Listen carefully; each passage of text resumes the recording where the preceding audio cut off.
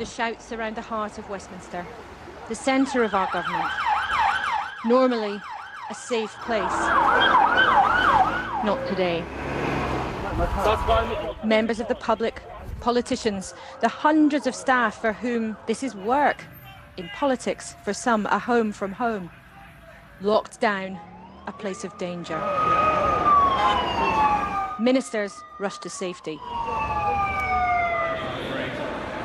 There are at least a couple of hundred people here inside Portcullis House. This is really the heart of where Westminster does its business, and we're all part of a lockdown after what has happened outside. A police officer has told me one man was shot out the front. A few MPs have told me they've heard 3 or 4 gunshots as they were on their way to vote. This is obviously a place where it's very tightly guarded at all times, but there's quite a sense of shock that finally it appears something so serious has happened right here in the heart of Westminster.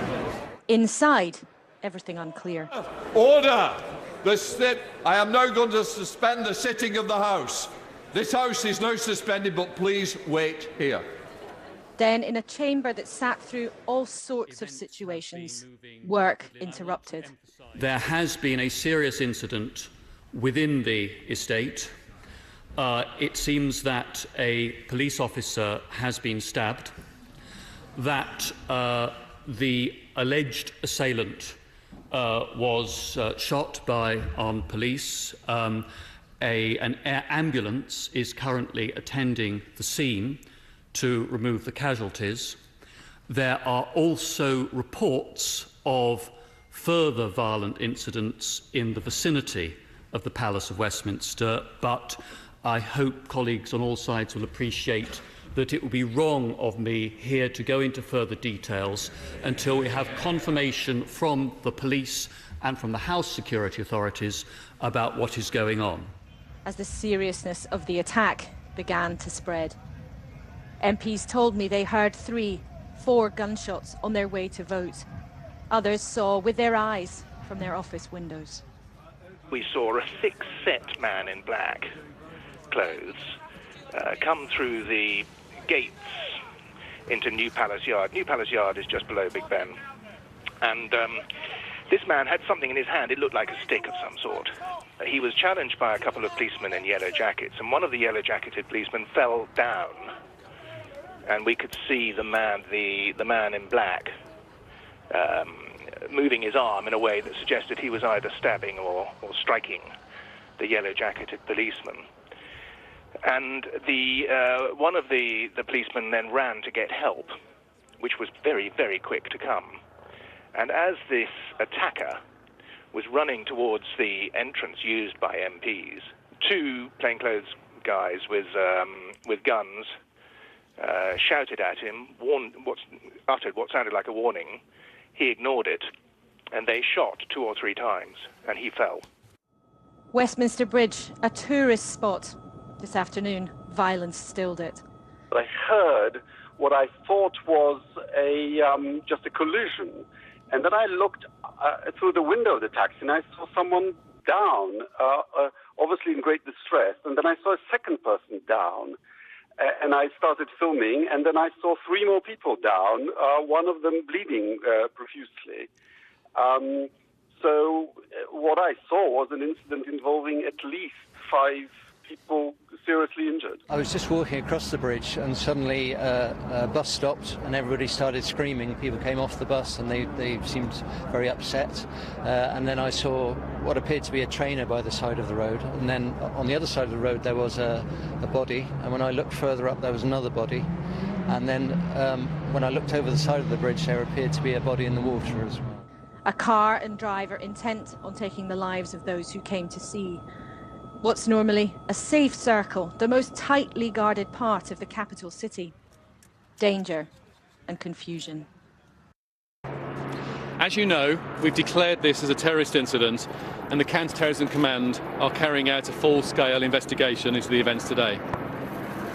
The attack started when a car was driven over Westminster Bridge, hitting and injuring a number of members of the public, also including 3 police officers on their way back from a commendation ceremony.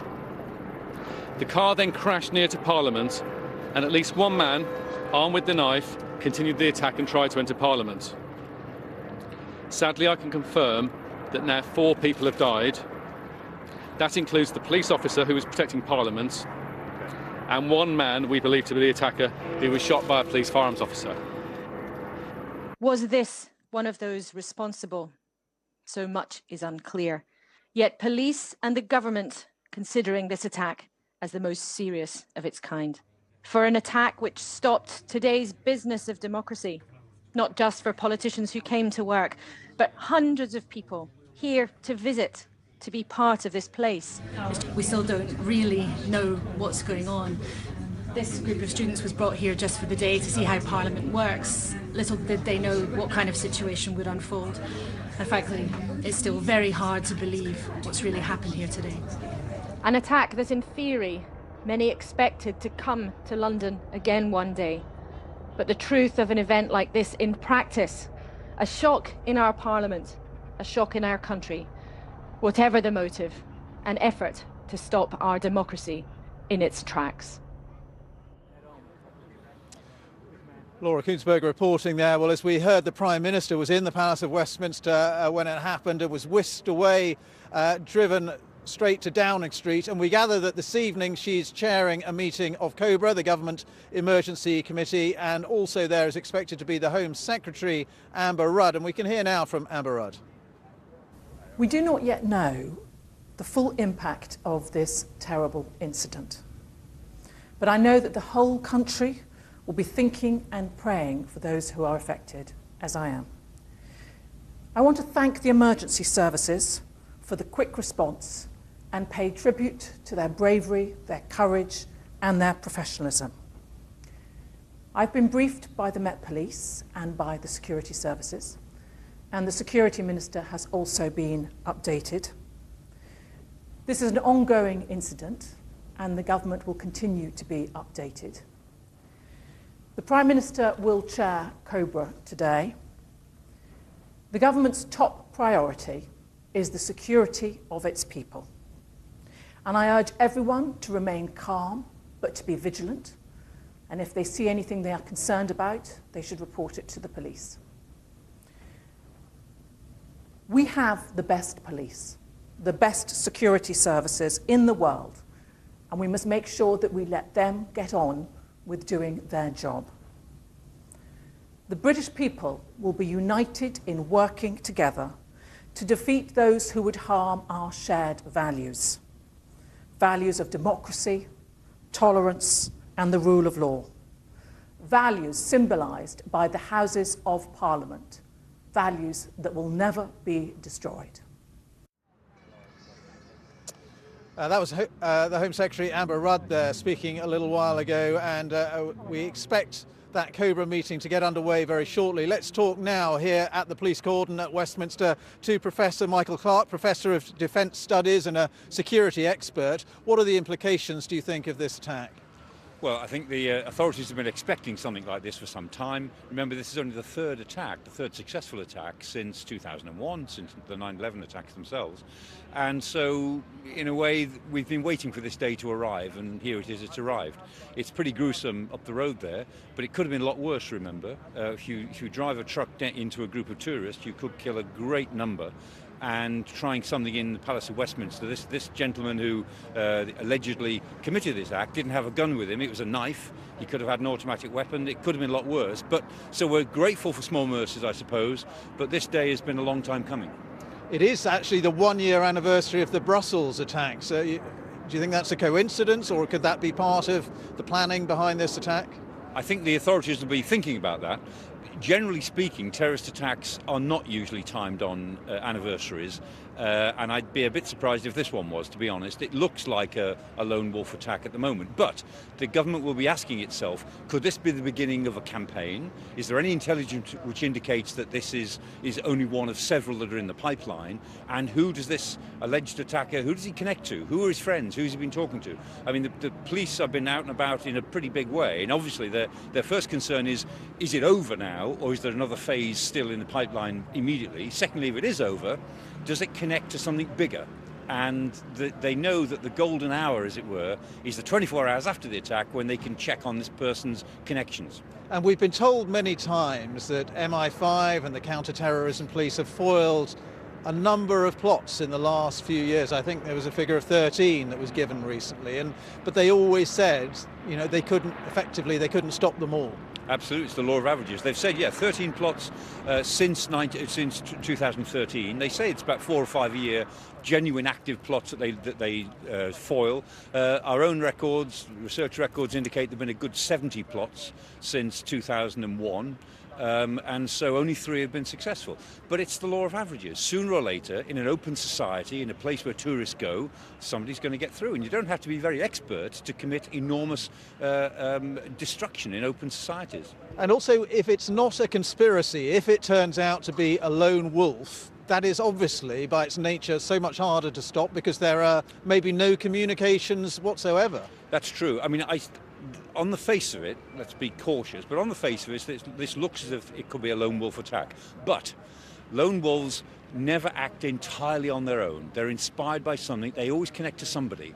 And there are very few cases of genuinely what the authorities call clean skins, really clean skins, people who've just come out of absolutely nowhere. Usually the lone wolves turn out to be inspired by somebody. Usually turns out they've got a background in petty crime. They'll be known to someone. And the big question in this case will be, do the authorities, was he on the radar somewhere? And I bet he was, because almost always they're on the radar somewhere, but the radar is pretty extensive. But then always the problem we hear again and again, even if somebody is on the radar, they have to prioritise because 24-hour surveillance of anyone is very labour intensive, and you can't carry out surveillance on everyone who is on your radar. Absolutely right. And so the authorities are constantly in a process of risk calculation. They say, well, who are the core people we worry about?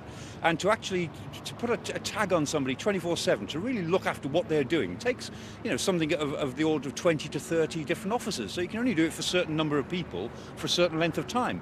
And all the time they're looking at individuals and saying, okay, this person is potentially dangerous. Let's leave him or her in the background for now until we hear something else. And every now and again somebody pops right up from tier 3 or tier 4 of the risk register, as it were, and they come into tier 1. And there's no way you can legislate against that unless you want to go in for a sort of Stasi-style secret service where everybody's looking after everybody else. But we just don't do that. We're not that sort of society. Professor Michael Clark, thank you very much for your analysis and your thoughts this evening. Professor Michael Clark there, Professor of Defence Studies and a security expert. Well, the death toll we hear from the Metropolitan Police is currently standing at 4, including the attacker, also the police officer who was stabbed, and then 2 other victims as well. One of them a woman, we know. 20 people, we gather, were injured on the bridge as that vehicle ran into pedestrians on the bridge, including 3 young French school children who were on a school trip to London. And many of the casualties being treated at St Thomas's Hospital just across the river from Westminster where we are. Let's go to our correspondent Sophie Hutchinson, who's there for us this evening. Sophie, what can you tell us? Yes, well, I'm at St Thomas's Hospital, as you say, which is just across the river from the Houses of Parliament where the attack took place, and just next to the bridge where the car allegedly mowed down a group of people. If you have a look around at the aftermath of some of this scene, you can see the aftermath of the emergency response here with, a dozen or more ambulances just in the street here beside the hospital. That is the hospital in the background, and next to it you can see this sightseeing bus which was seems to have just been abandoned as the attack took place, and also some just ordinary cars in the street also abandoned as it happened. The London ambulance say that they arrived at this scene, well, they were called to this scene at 2:40 this afternoon, that they treated at least 10 people on Westminster Bridge. Now, Westminster Bridge is just behind this big bus here. And staff at St Thomas's Hospital, as they heard of the attack, they rushed out to try to help people at the scene. And it was a junior doctor here at St Thomas's Hospital who was the first to say that somebody had died. A woman died at the scene on the bridge after being hit by that car. And she also said that there were catastrophic injuries for many of the other people. Now, this hospital here isn't one of the main trauma centres. It does have some trauma services, but we know that at least 5 people have been taken to be treated at King's Hospital in South East London, which is one of the main trauma centres. We don't know any more about the treatments that they are having or their condition at the moment. We also know that a woman has been treated for serious injuries after falling into the River Thames. And that's all the update we have at the moment on what are at least 20 people who were injured in this attack. And Sophie, major hospitals like St Thomas's, obviously they do train for an incident of this kind, a really serious terrorist incident. That's right, absolutely. They have a plan that they can carry out when a major incident like this takes place, and you know that is some of what you're seeing here on the street with these vehicles in the street, these ambulances that are just beside me. You get some measure of the scale of the response. Clearly at the time they didn't know how widespread this attack was and what kind of response it merited. We also saw an air ambulance today going backwards and forth from Parliament Square, presumably taking casualties possibly to one of those major trauma centres. It's obviously extremely important that they are taken there as soon as possible, and that's why these big centres are set up to be able to respond to an incident of that nature. And obviously on the ground here then there were individual members of staff, doctors and nurses who came out with stretchers going back and forth across Westminster Bridge here, just trying to help out in the moment when the attack took place.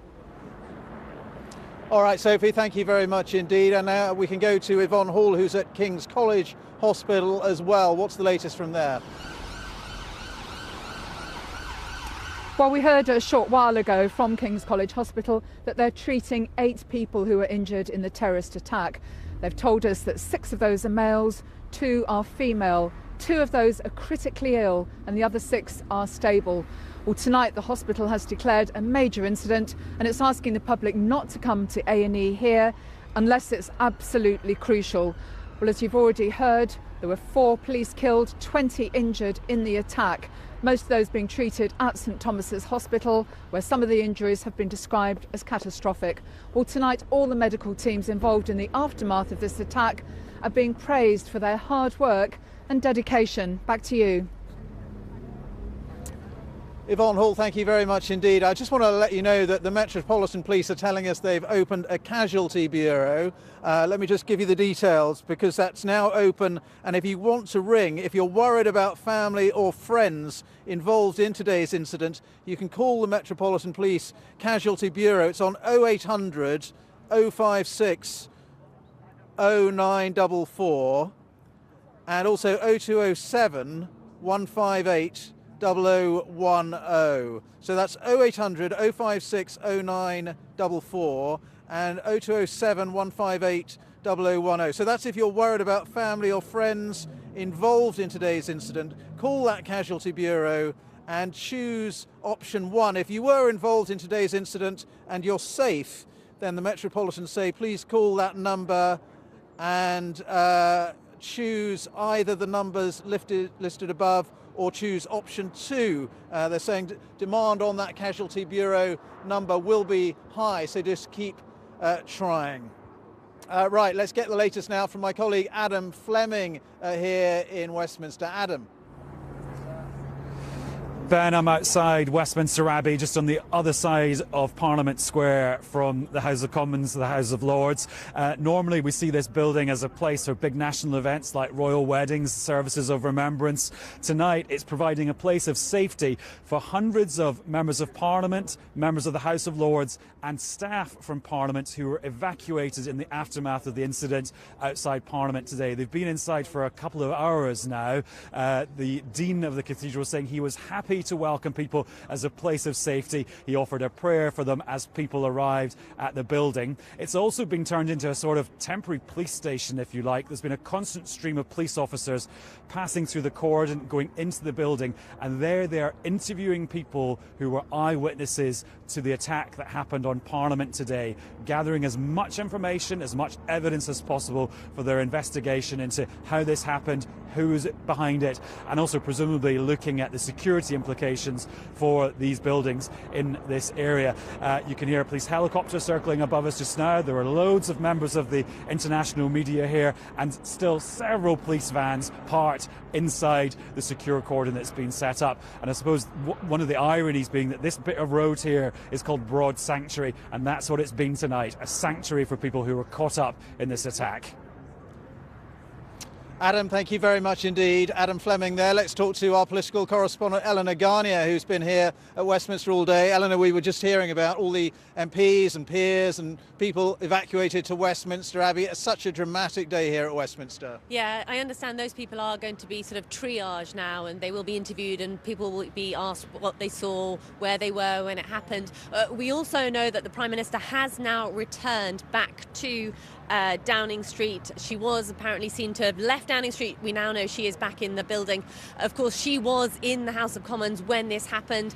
Witnesses say they saw her bundled into a car before being taken to Downing Street. She's due to hold an emergency meeting, a Cobra meeting tonight, so we'll be keeping an eye on what we get out of that meeting. We will indeed. Eleanor, thank you very much indeed. Eleanor Garnier there, our political correspondent. And the Metropolitan Police saying 4 people are now dead and at least 20 injured. That's the very latest from Westminster. Live coverage throughout the evening. You're watching BBC News.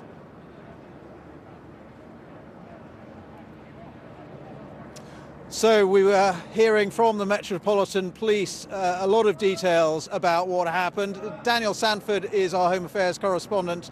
Daniel, just bring us up to date with your understanding of what the police are telling us tonight. Well, the Metropolitan Police have declared this as a counter-terrorism incident. There is a major investigation underway. I'm standing outside the new headquarters of the Metropolitan Police, New Scotland Yard, which hasn't even been officially opened. And yet today they had a major terrorist incident literally on their doorstep. Westminster Bridge is less than 100 metres up the road from here. Tonight, Westminster Bridge is a crime scene where at least 8 people were hit by this vehicle as it came over the bridge.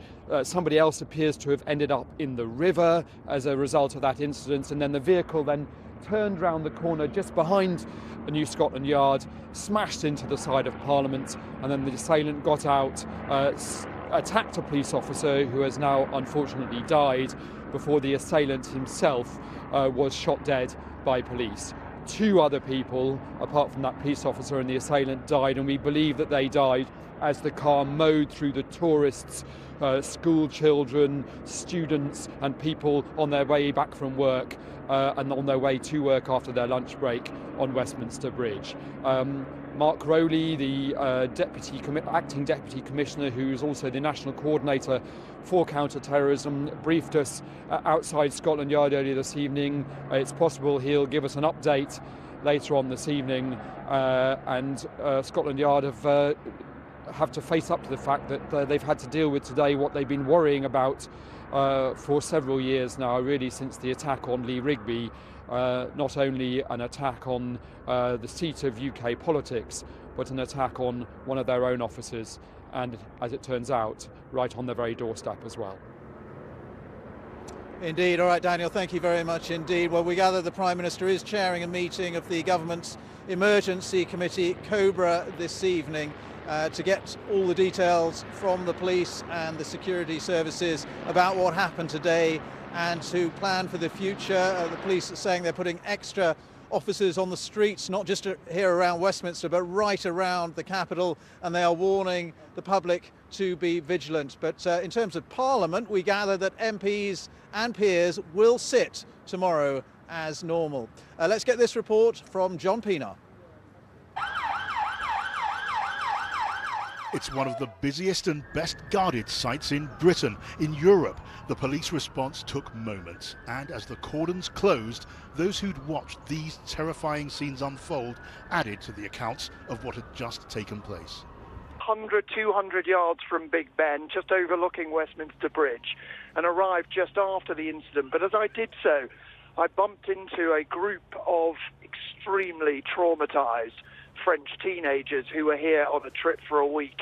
One of them described to me what had happened on the bridge, how he saw a car drive into what he thought was 2 or 3 of the people with him. Many people too upset, crying too much to talk, some in shock, Simon. So I passed one person lying on the pavement, covered in one of those metallic blankets that you see after the marathon. And from inside Parliament itself, reporters heard the attacker's car hit the barriers outside, then saw what happened next. We heard a big bang outside the Westminster Tube entrance, about 2:40, and then screaming and a man shouting, and then about 100 or 200 or so tourists and passers-by started running from the Westminster Bridge across the pavement in front of Parliament to Westminster Abbey. Shortly after that, there was some loud shooting. Several shots were fired outside Parliament, and now an ambulance landed, and now there are 2 ambulances. They're still trying to treat people there. The police are marking the area out with cones now. Emergency services converged in force to tend to the casualties. At this stage, no one knew quite how many. Metres away from these scenes, London life went on in blissful ignorance. One MP helped raise the alarm. I then made my way into the tube station. I could see a whole bunch of people just walking around with their kids like it was a normal day. I went straight to the control room. I said, you need to shut the tube station now. We've got a terror attack that's happened on the Palace of Westminster. You need to shut it now. And he was, he put a radio alert out to all staff, and they started putting on their high visibility jackets. All the MPs were going to vote when the incident happened. Sounds like I was perhaps a little bit further ahead of her on the way to the old palace in order to vote. When the gunshots rang out, it takes a moment to think, actually, that is not a car backfiring, that is a gunshot. And then there was lots of yelling and lots of, get down the floor, get back into the buildings, which is what we all did. The numbers killed, the casualty list has grown. An attack aimed at the heart of British national life. The politicians, police and security services will study what happened here and seek to learn the lessons, even as innocent victims are treated and the families and friends of the dead begin to mourn. John Pienaar, BBC News, Westminster. Well, we're just hearing that the lockdown of Parliament is over, and the MPs who've been in Westminster Abbey, they were moved from Parliament to Westminster Abbey, are now being allowed out of Westminster Abbey. Let's get the very latest on this from our political correspondent Eleanor Garnier, who's with me right now. What can you tell us? Well, we know that we've had about 1,000 people inside Westminster Abbey, not just MPs but peers too, catering staff in there, catering whites and other parliamentary staff. I understand they've been going through a sort of triage system. They've been interviewed by the police about what they saw, where they were, and if they had any information that could be useful for the investigation. People in there were told that young people with children should go first, then the elderly, and then of course everyone else. And we're just hearing that the first few MPs are starting to leave Westminster Abbey. At the same time, there have been a few tweets from some politicians who are saying that the lockdown in Westminster is now over, and that should mean that those MPs who've been locked in the chamber all this afternoon should be allowed to go. Of course, you and I have seen people leaving office blocks around here too. Members of the public who work around here have been stuck in their offices all afternoon as well. All they could do is just watch the news and see what was happening. So that is what we understand is happening now. Eleanor, thanks. We can go straight to Adam Fleming, another of our political correspondents who is at the Abbey. Just tell us what's going on there right now, Adam. Yes, so Ben, after several hours of members of Parliament, members of the House of Lords and their staff being locked down in Westminster Abbey, being provided with tea and coffee, but also giving witness statements to the police, people are starting to emerge from the building after being in there for several hours. I just saw Dominic Grieve, the former Attorney General, who said that the atmosphere was very pleasant in there. People were very calm. Barry Gardiner, a member of the Shadow Cabinet for Labour, he said that he was very impressed with the police operation and the smoothness with which people were evacuated from Westminster. Lord Pearson, do you want to give us a quick word on it? Lord Ouseley, do you want to come and have a quick word with us on the news channel? No? OK. I think MPs and peers just trying to actually get home. They've been in there for a couple of hours and they've been let out slowly in groups and screened by the police before they were allowed out. And a just whole cross-section of people. And here's Chris Bryant, the Labour MP. Chris, you're live on BBC News. Am I? What's it been like in the Abbey for the last couple of hours? You've been there since before 5 o'clock. It feels like a very long time.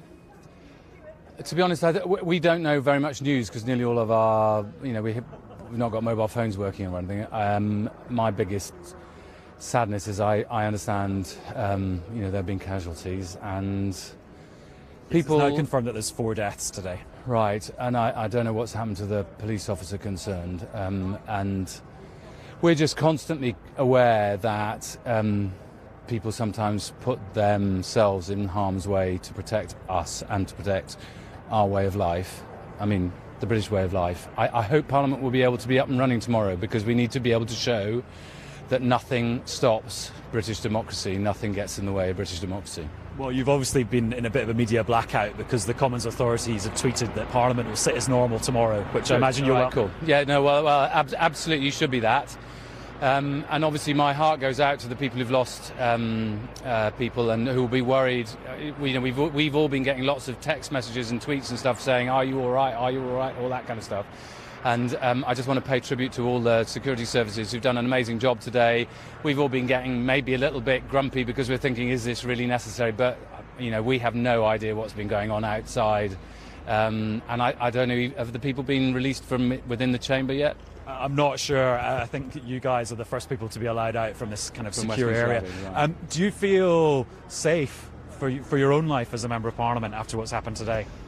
To be honest, that's the least of any of my consideration, though I have been saying for quite a long time that there are disturbing and disturbed people, whether politically disturbed or whatever other way, disturbed people out there in the world who do want to do harm to our way of life and sometimes to individuals. It's less than a year ago that Joe Cox was murdered, and I think that we need to take necessary precautions to make sure that we protect that which we value, we as a whole country value.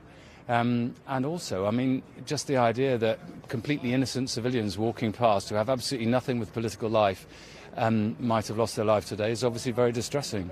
Chris Bryant, thank you very much for speaking to us. I'm freezing cold as well. It is pretty cold. And it's freezing in Westminster Abbey, I have to tell you. Thank you very much. So that's Chris Bryant, the Labour MP, reacting to events today, telling us a bit more about what it's been like for MPs and peers as they spent several hours in Westminster Abbey. And as you saw, a bit of a communications blackout for them, us breaking the news to them about what's happened here today. All right, Adam, many thanks for that. Adam Fleming there with those MPs, peers and other staff from Parliament who've been in Westminster Abbey for several hours, as he was saying. Just had a tweet in from King's College Hospital, which is treating a number of the injured from today's incident, and they're saying that 2 of their patients are in a critical condition and 6 are in a stable condition. So 8 there altogether. Others at other hospitals, including St Thomas's, 8 at King's College Hospital and 2 in a critical condition, 6 are stable. Let's talk to an eyewitness who I think saw what happened, was just across the road from Parliament earlier on today. Cash Marley can join us. Cash, just tell us what you saw or heard. Yeah, I was just on the bridge. Opposite Big Ben by St Thomas's Hospital, and I just heard a commotion going on towards the bridge. So I looked over, and I see a bunch of screaming. I see people running away, and then I see somebody come over the side of the bridge and land in the water. I didn't see them come back up. And then a little bit after that, that's when I heard some gunshots. And did you know that this was a car hitting people on the bridge? No, at the time I didn't have a clue what was going on. I would have got out of there if I knew what was going on. And you say you saw the person jumping or falling from the bridge into the river? Yeah, I see someone come over the side of the bridge. They was all flipping around and then landed in the water. I didn't see them come back up. And we gather that was a woman who was actually pulled alive from the water and who has serious injuries but was pulled alive from the water. But when all of this was going on, what was going through your mind? What were you thinking? I just thought, this is crazy. I didn't know what was going on. I thought I heard gunshots, but I wasn't too sure. Cause if I heard gunshots, I would have been out of there. I would have been trying to stick around. All right, Cash Marley, thank you very much indeed. Cash Marley there, an eyewitness to what happened on the bridge. Now let's just bring you reaction from the United States that's been coming in, because we know that President Trump has been talking to the Prime Minister Theresa May about the attack, and Sean Spicer, the White House press secretary, has condemned the attack. Let's have a listen. We obviously condemn today's attack in Westminster, which the United Kingdom is treating as an act of terrorism. And we applaud the quick response that the British police and their first responders made to the situation. The victims in this are in our thoughts and our prayers. The City of London and Her Majesty's government have the full support of the U.S. government in responding to the attack and bringing those to justice who are responsible. Sean Spicer there, the White House press secretary. Let's go to our North American editor, John Sopel. What has been the reaction, John, from the White House?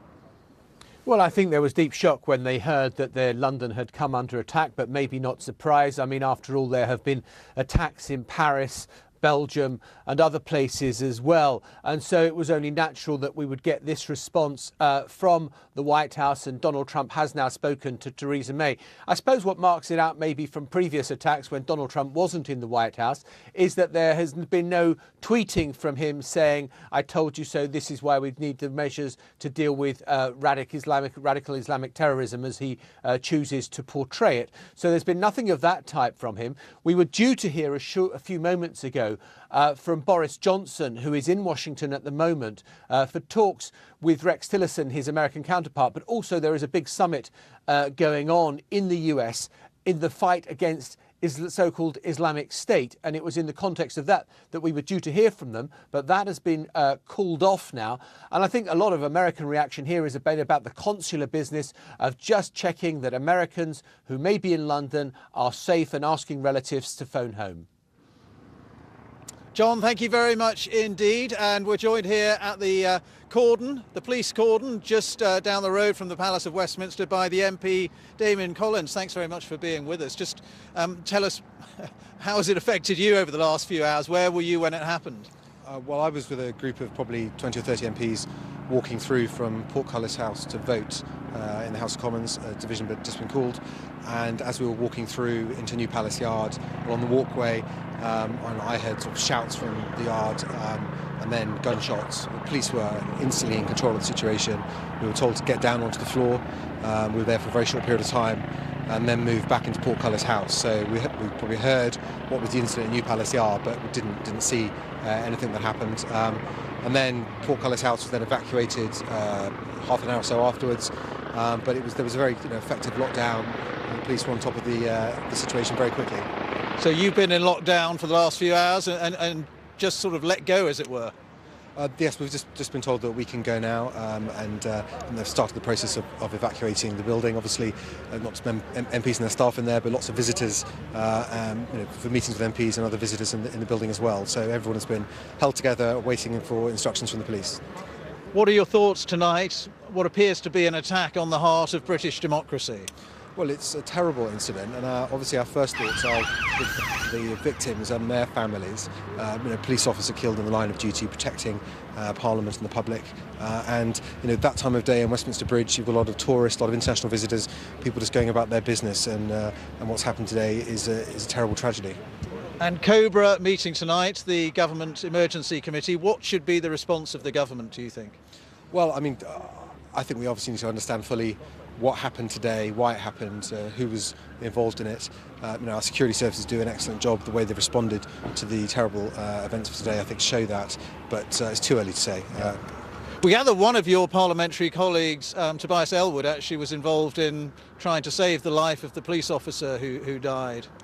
Yes, I we've been trying to follow as best we could the coverage of what's happened today and piece together what happened. And I've seen the pictures of Tobias, and obviously Tobias is a former serving officer and a brave man, and clearly used his skills to try and help the officer as best he could. And what should be the response in Parliament? We gather it's sitting tomorrow, MPs and peers will sit tomorrow as normal. Is that the right response? I think that's the right response, and clearly I'm sure the government want to make a statement about what's happened today, what they know, and what the response will be. But no, I think this is a terrible day, but the business of Parliament must continue. Damien Collins, thank you very much for talking to us. Damien Collins, MP, who's just been allowed out of the lockdown that there's been for the last few hours around Westminster. We can talk now to Margaret Gilmore, who's Senior Research Fellow at the Royal United Services Institute. Margaret, thank you very much indeed for being with us. What do you think are the security implications of this attack today? It came as absolutely no surprise. There will be a working assumption amongst the security agencies that this was a terrorist attack. They responded in a very well-practiced way. Clearly, further down the line, not in the next week or so, but further down the line, there will be a review. There is probably not a building that is more secure than the Palace of Westminster. The streets around Westminster, pedestrians are kept away from vehicles by bollards everywhere except, it appears, Westminster Bridge. So I think there will be security issues, reviews of security, but I think the security response as things unfolded was well practiced and actually carried out very well. And what appears to have been an attack on civilians on the bridge using a vehicle, that has become, we saw it in Nice and in Germany, that has become a sort of new method of attack. Yeah, that car couldn't have got much further attacking like that. It crashed into the walls. The actual fences and the fencing around the actual building are a long way from the building. So had there been a bomb, as was first feared, it would not have affected the building probably. But they found that weak link heading that way. And absolutely, it has all the signs of the type of thing that ISIS in particular, we don't know for sure, have been promoting. So whether this person was inspired by ISIS, whether they were a supporter, whether they just went online, whether they had other contacts. These are issues that the police, the counter-terrorist officers now in charge of the criminal investigation, will really be pursuing very, very carefully tonight. And of course, we are told so many times that MI5 and the security services and the counter-terrorism police have intercepted a number of plots in the last few years. I think 13 was the figure that was given, but they have always said that they can't stop them all. 13 in the last 3 years.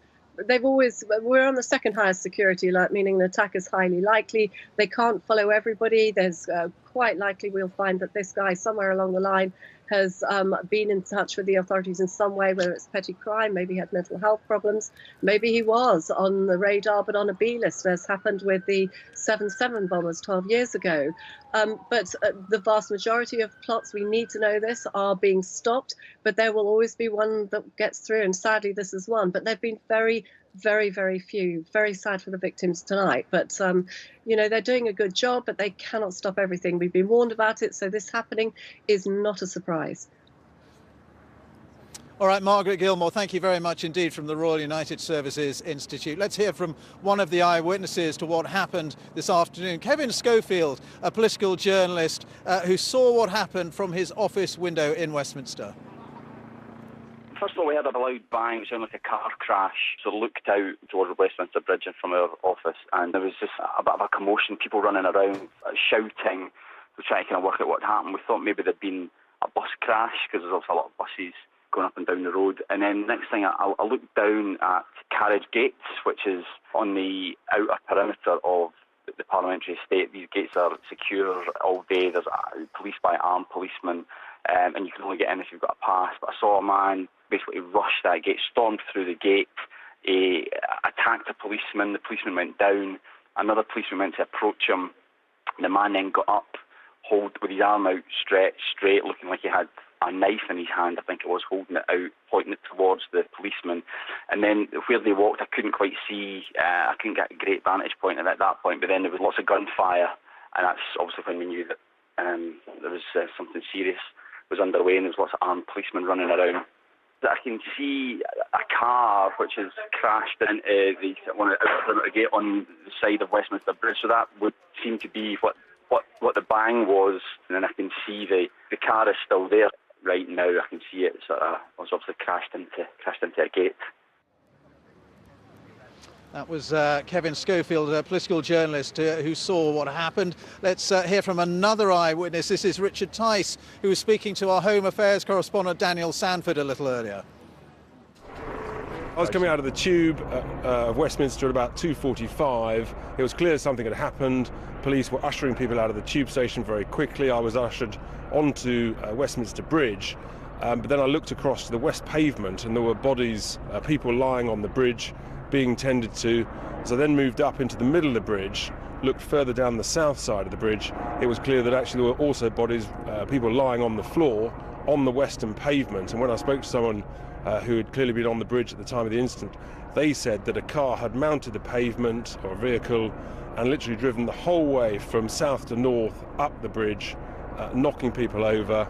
I counted 8 people the length of the bridge from south to north, at least 8. One was, clearly in a sort of shocked moment, so you're not quite sure what's going on. But as I looked up and down, and they were being tended to. And as I was standing there, a Red Air ambulance came over, landed in Parliament Square, and then incredible number of security personnel, both obviously from the ambulance service, paramedics, but also suddenly plainclothes people in. With masks on, with machine guns. So, the quantity of armed personnel arriving was very significant very quickly. And then as I looked, there were vehicles arriving from the embankment, both police vehicles, vehicles with lights on, and then a grey van with a number of security personnel. So in a sense, reassuring to know that there are so many armed security personnel looking after our safety so quickly after what was clearly a pretty dramatic event. Richard Tice there. Just want to show you what's happening here behind us at the police cordon, because you can see quite a number of people now are leaving. These are people who've been involved in this lockdown in Westminster ever since the incident happened earlier on this afternoon. So they've been stuck inside there for several hours and only now allowed to leave. That includes MPs, it includes peers, clerical staff, canteen staff, all sorts of people. About 1,000 people actually were kept in Westminster Abbey for their own security and in the Palace of Westminster as well, but only now allowed to go home. Let's talk now to Peter Power, a former counter-terror officer at Scotland Yard, who's now a consultant on crisis management. Peter Power, thank you very much for being with us on BBC News. What are your thoughts on what's happened today? Well, we shouldn't really be surprised. A few moments ago, Margaret Gilmore was talking about the threat level, which equates to an attack is highly likely. But we've been at that level for months, and I think there's a sort of threat fatigue because nothing has happened for so long. The second thing to consider is a few weeks ago, the government published a new app for everybody with a mobile phone called Citizen Aid.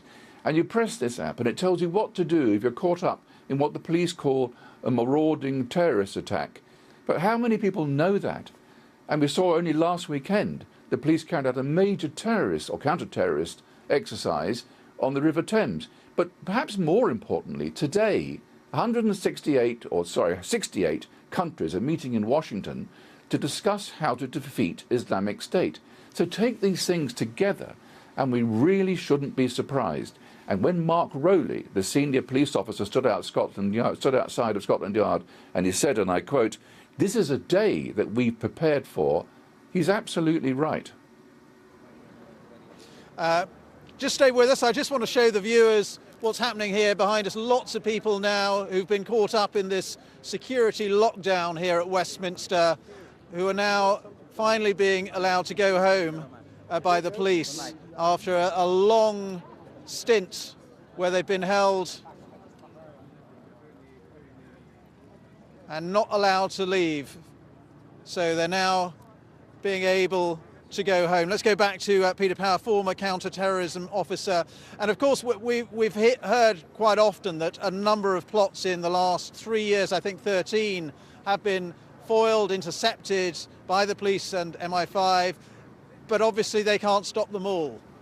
No, they can't. And let's remember the sort of radar screen applied by MI6 and MI5 and the police and so on. You're conscious of two things. One is we don't live in a police state. We cannot just stop people without suspicion. So what is happening now is that the terrorists are resorting to using things that you might find in your kitchen or your garage. They're not using explosives. So it's quite easy, quite frankly, for terrorists to get very, very close with nothing more than a knife or simply driving a car, and suddenly they become weapons. So things have changed a bit. But essentially, we go through these three stages of mayhem, mastermind, and manhunt. Mayhem, the sheer terror, the confusion. Mastermind, who can we find to tell us what's going on? Then manhunt, who can we blame? And as we talk this evening, we're not entirely sure, but the finger would generally be pointing towards people who'd like to be associated with so-called Islamic State. On this very day, remember that those 68 countries are meeting in Washington to discuss how to defeat Islamic State. All right, Peter Power, thank you very much for talking to us. Peter Power there, a former counter-terror officer with Scotland Yard, and still people now emerging from this lockdown here at Westminster. Just over my left shoulder, you can see there have been hundreds of people actually in the last few minutes, finally able to leave, allowed to leave by the police after being held in the Westminster area. Many of them, about 1,000 of them, in Westminster Abbey, in fact, including MPs, peers and office staff, but others held in their offices where they work here in Westminster. And that is the latest from here. The Metropolitan Police now saying that 4 people have died, including the assailant, also the police officer who was stabbed, a woman and another casualty on Westminster Bridge. And in total, 20 people have been injured, being treated at a number of hospitals. Some are critically ill this evening. That's the very latest from here at Westminster. You're watching BBC News.